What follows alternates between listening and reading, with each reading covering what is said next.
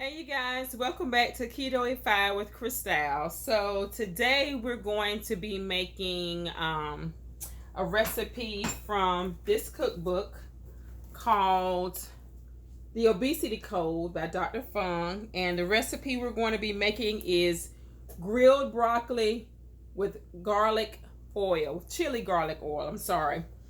I haven't tried that before, but I like broccoli and I like garlic, so why not? I have some chicken breast that I purchased. I've already seasoned it. I've already washed it. Now, typically, I wash my chicken breast. I wash all my meat typically because there is some kind of slime or filth that I feel on it. That I want to kind of get that wildness or whatever kind of taste out of it. I want it to taste fresh and not taste like the animal that it is. I know that may sound crazy, y'all, but it's okay. Just humor me. Anyway, I've used this seasoning that I got from a black owned and operated company, a lady out of Texas, and I will leave her link in the comments. I also have garlic powder. Y'all know I got garlic powder, onion powder, and then some of this roasted garlic and herb seasoning that I had in there. And I've seasoned my chicken breast already. See how it's seasoned? I'm mixing up some mayonnaise and mustard here in a bowl, maybe about a couple of tablespoons of each. And I forgot I have salt and pepper also on that chicken breast. So what I'm going to do is I've already got my pan lined with parchment paper. Remember, parchment paper is your friend, because a lot of times I don't want to clean and have to scrub that pan later on. I just want to take up the parchment paper, throw it in the trash, and then be able to wash the pan easily. So what I'm going to do is I'm going to take my chicken breast and I'm going to, put it in this mayonnaise mustard mixture. I don't need it to have a lot. I don't need it to be saturated with mayonnaise and mustard. I don't need it to be saturated. And I can just add it in there. I'm just going to turn it a few times and take it out. Turn it over a few times and take it out. Okay? But I, waste not, want not. So all this that I've stirred up, I'm definitely going to want to use, because I'm not going to want to get rid of it. I can't dip it and do anything else with it, because once this chicken has been in there, that's a wrap for that. We don't want cross-contamination and keeping stuff that's had chicken and whatnot in it, okay? So I've got that all wrapped up there. I've got that in there. I'm gonna take this bowl. I've used the majority of it. I'm gonna take the rest out. Slap it on that chicken, okay, y'all? Let me wash my hands. Give me a minute here. Get all this mayonnaise and mustard off my hands and chicken goo. Okay. All right, so what I'm also going to do is, I like bacon. I'm not really a pork eater, but I do like bacon and I like sausage. And every now and then I like rib. So what I'm going to do is I'm going to get my pan and put over here. And I'm going to get out a few slices of bacon. I think I might have 5 pieces of chicken breast. I'm not sure. I think so. Pimp. That's my dog, y'all. And yes, his name is Pimp. Don't judge us. All right, so I've got 1 slice of bacon here. Nope, that's actually 2, so I'm going to separate that out. All right, I'm going to get this chicken breast, as you can see. And I'm just going to kind of roll it, because this chicken breast is thin. I got a thin cut chicken breast instead of a thick one, because I didn't want to have to beat it. And I'm going to wrap this bacon around it, just as so. Okay, you see that? Just wrapping the bacon around it. And I'm going to place it down with the bacon end piece that was left there. So the bacon will be, where it starts will be on the bottom. Okay, so all we're doing is tucking and rolling this chicken breast. Taking the bacon, remember, and wrapping it around it. That's it. And by the way, guys, I have my oven on 400 degrees. because that's what we're going to bake it in, okay? And this is all we're doing. I've actually got, looks like maybe 5 chicken breasts, okay? But this is all we're doing, is wrapping this chicken breast around here and placing it on the pan to bake, okay? And this is super easy. And I've got real thin sliced bacon. I don't have the thick sliced bacon. I don't have maple bacon because you know that is not keto friendly, okay? Because we're trying to make sure that everything is exactly keto friendly, okay? This bacon is going to be a good source of fat. This mayonnaise is going to be an excellent source of fat. So you definitely want to have as many fat sources as possible, okay? But this is all we're doing, is just wrapping this around, okay? All right, so we got 2 more slices. And I'll be right back, okay? I forgot to tell you guys that I also drizzled my chicken breast with avocado oil. You can use extra virgin olive oil, sunflower oil, grapeseed oil. Any of those are great, but I already drizzled my chicken breast. And you guys know I like onions, but remember I said use onions sparingly. So what I think I'm going to do here is just put a whole slice of onion on each one of these chicken breasts. Just kind of let the flavor will kind of go through there. Maybe, maybe not. I don't know. We're just trying something out, y'all. And then I'm going to get some pepper and sprinkle on there for color. And then I'm going to get this same avocado oil and drizzle over the top of this onion. Okay? We're just drizzling here.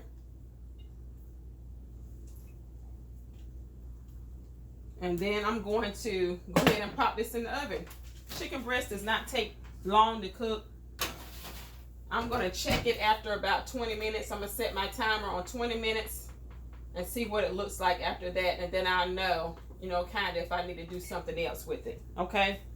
All right. So what we're going to do next is get our broccoli prepared. And then I'll be right back. All right, you guys. So, of course, the chicken is in the oven. And so now we're going to start doing our broccoli. So I have already washed. I got this broccoli crown from Walmart, and I've already washed it, of course. Remember, I told y'all, always wash your fruits and vegetables before you cook them, before you cut them or anything. I've already got my garlic cloves that are peeled because the recipe says we need a pound of broccoli, which, of course, this isn't a pound. But I've got some in a bag over here, some broccoli florets and cauliflower floret that I also picked up from Walmart. You know, that's already cut up that I was just going to eat raw, but I can add that if I need to. But I'm going to see how this is going to do first. So it says a pound of broccoli. It says 2 garlic cloves, 2 red chilies, which I've got my chilies right here. And 5 tablespoons of olive oil, salt and pepper, and it says 1 lemon. We're not going to do the lemon because the lemon is just for decoration, and I'm not trying to be no decorative chef. I'm just keeping it real, y'all. So, anyway, anywho, I've got a pot of water over here boiling. It says to boil a pot of salted water, so I've got a pot of water over here. I've already put some salt in it, and let's go ahead and get this broccoli cut down, okay? So we're just gonna cut the end of this off so we can get our florets here and throw that end piece in the trash. Just break these florets, and they just break off real easy, you guys. And you can keep as much of the stem as you like, or as little of the stem as you like. I don't keep much of the stem because I don't really like to eat the stem. I really just want the floret with just a little bit of the stem.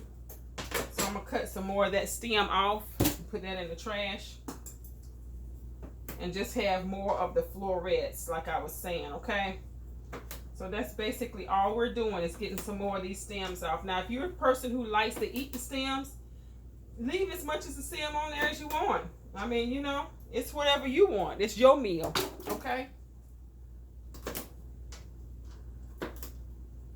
All right, so we've got that off. let's see what it says next. So I've got that little bit. I think that'll probably be enough for me. It might be, I don't know. Now it says to slice this garlic thin, okay? So I'm just on my chopping board and I'm just going to kind of slice this garlic. Being careful, of course. Remember I tell y'all, don't cut your fingers. You always want to be careful in the kitchen, okay? So I've got that garlic kind of cut. I don't have it cut real thin, but I've just got it kind of cut, okay?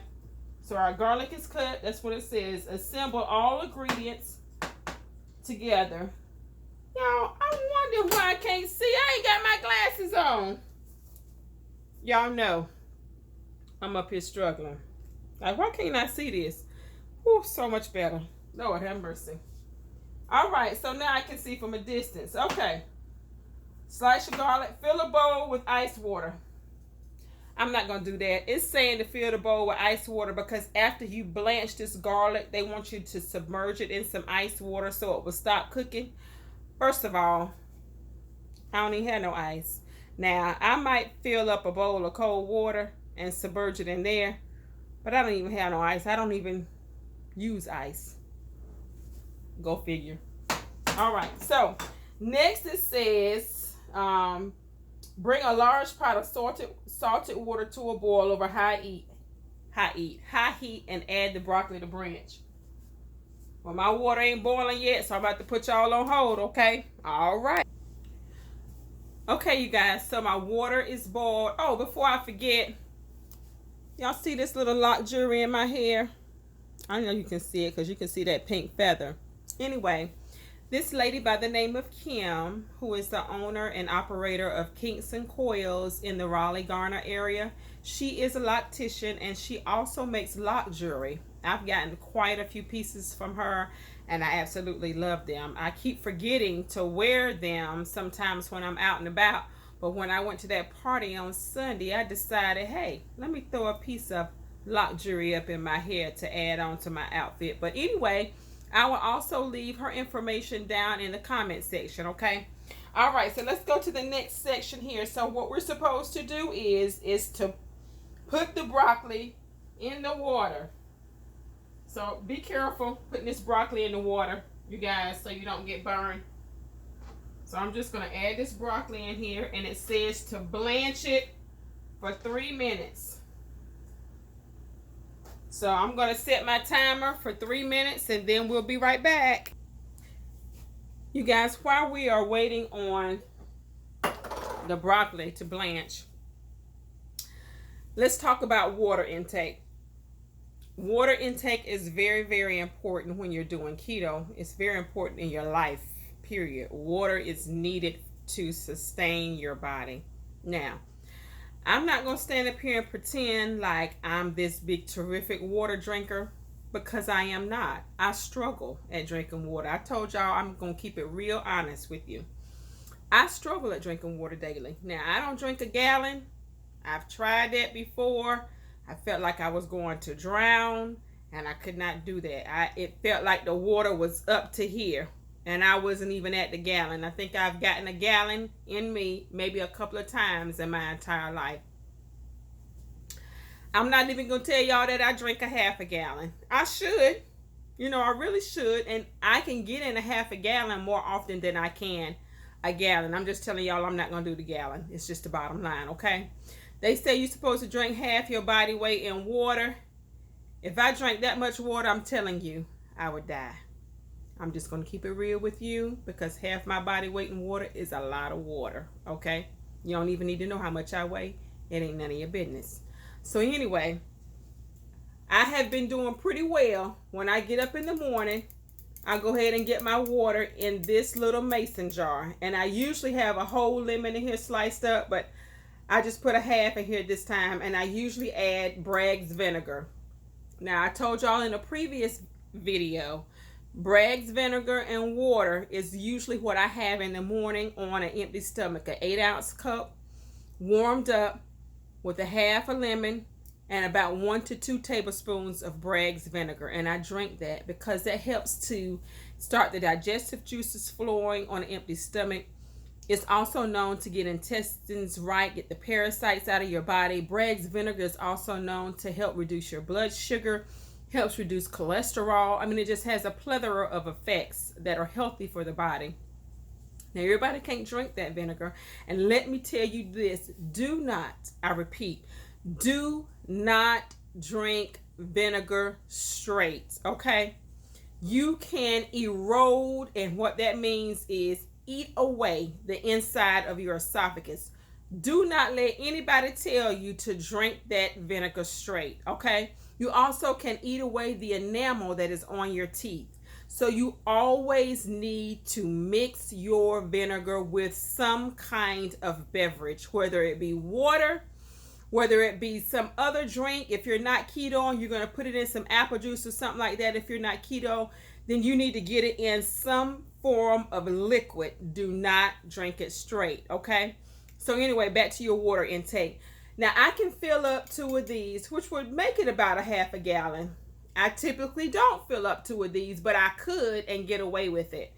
I have that cup of water in the morning. After I have that cup of water in the morning, remember I was telling you on keto, some people have constipation.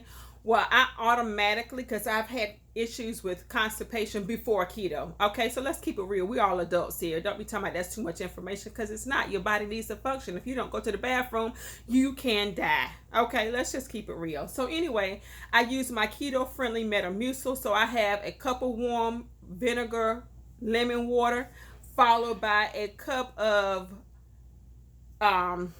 Metamucil. Then I'll drink some water to make sure all that's flushed down. And then while that's going, then I have me a big old cup of coffee, about a 16-ounce cup of black coffee.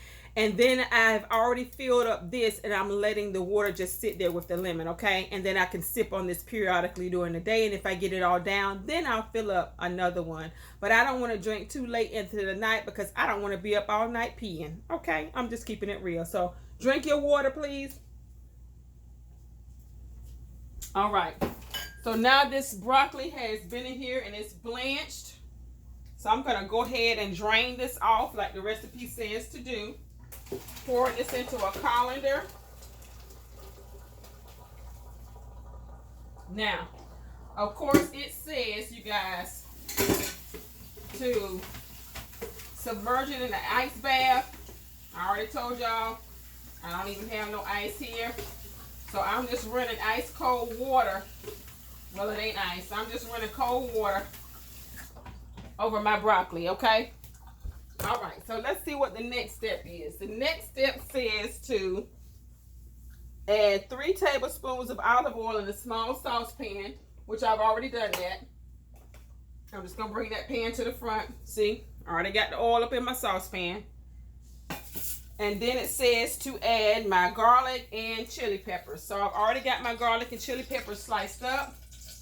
I'm just going to scoop that in there and let that start heating up. And it says to be careful not to let the garlic burn. So let's just be careful, y'all, not to let the garlic burn. You wipe off the bottom of here, because I want to make sure there's nothing on there, okay? There's water back here on the back of the stove. All right, so what does it say that we have to do next? Heat that on low. So, okay, so now we're supposed to add salt and pepper to this mixture. All right, so let's just add a little bit of salt. And I'm going to turn this down, real down, because I don't want it to burn fast. This oven cooks fast, y'all. Add a little bit of pepper in there. All right. So now it's telling me to take this broccoli. I'm going to put this back here, y'all, on the back eye, so I can turn up this front eye, because now it's telling me to get my cast iron skillet or grill. Well, I don't have a grill, but a George Foreman's grill. But I do have this black cast iron skillet that was left to me by my mama. So I'm going to put that cast iron skillet on, and it's telling me that to take 3 tablespoons, to take 2 tablespoons and toss this broccoli in 2 tablespoons of olive oil. So I'm just going to pour some on there and then just toss it around with my hand and make sure it's covered. Okay. Just gonna toss it around there to make sure it's covered. Okay. That's what we're about to do with that. All right. So we got 2 tablespoons of olive oil. And so once this skillet heats up, then we're gonna throw that broccoli in there. Hold on, y'all. Okay, my cast iron skillet is smoking hot. So it's saying to add the broccoli. Whew, I know y'all can hear that. So I'm adding this broccoli carefully to this cast iron skillet. And I've already checked on the chicken breast, y'all. 20 minutes was up and it's definitely not done. So I'll put it on another 20 minutes. And I just checked it again. And the bacon is still not crisp yet. So I've turned my oven on broil to see if I can get my bacon a little crispy. Because we don't want our chicken breast to be dry, okay?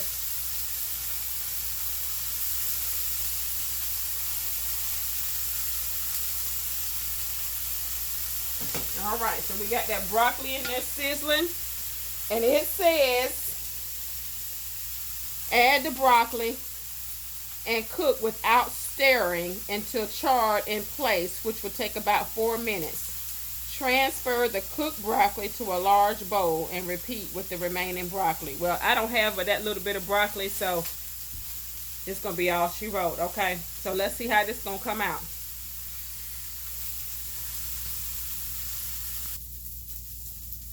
All right, you guys, so the chicken is ready. I've got one here on my plate that we're going to try. So this is how it came out. You guys can see that. It's light. I'm sorry, y'all. Let's see. Can y'all see that? How that chicken came out? It came out pretty good. It's pretty good. And of course, the broccoli is still on. The broccoli is charred. You guys see that char on that broccoli? I know you can hear it. So now the only thing left, of course, is to put the garlic chili oil on the broccoli. Now it says to remove the broccoli from the frying pan and put in there. You can do that. I'm just going to go ahead and put it in this pan with this. I'm just going to pour it in here on the pan while it's here. Okay? I know you guys can see me doing that. I want to get all of it out of there. All right, so we're going to have some of this. Get me a little piece of garlic.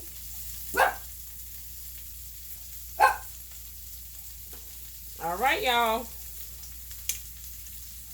You see that char on that broccoli? That nice little char effect. All right, well, y'all know how we do. It's time to have a taste, so let's cut a little piece of this chicken breast.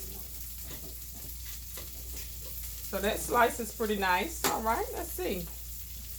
Lord, we thank you for this food that we're about to receive to nourish our bodies.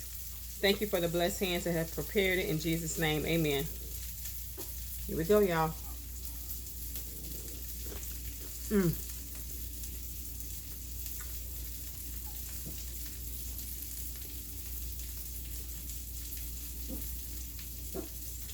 That little crispness of that bacon. And these onions, y'all know I like onions. That chicken breast is good, y'all. All right, let's try this broccoli and see what it's working with. Hot.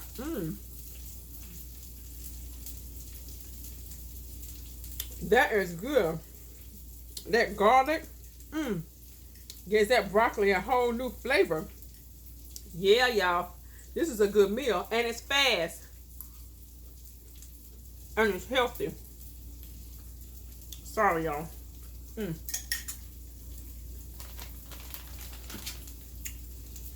I'm so sorry. And remember those cream cheese brownies that we made the other day? Well, I had put 2 and 4 in a pack, in the freezer pack, and popped them in the freezer. So I'm taking me a couple down. And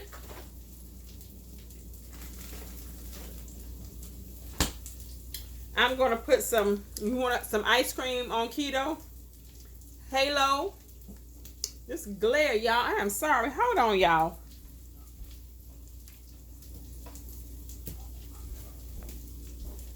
Because I couldn't even see for that glare. I know y'all couldn't see anyway. Halo Top and Rebel, REBEL, are keto approved ice creams, okay?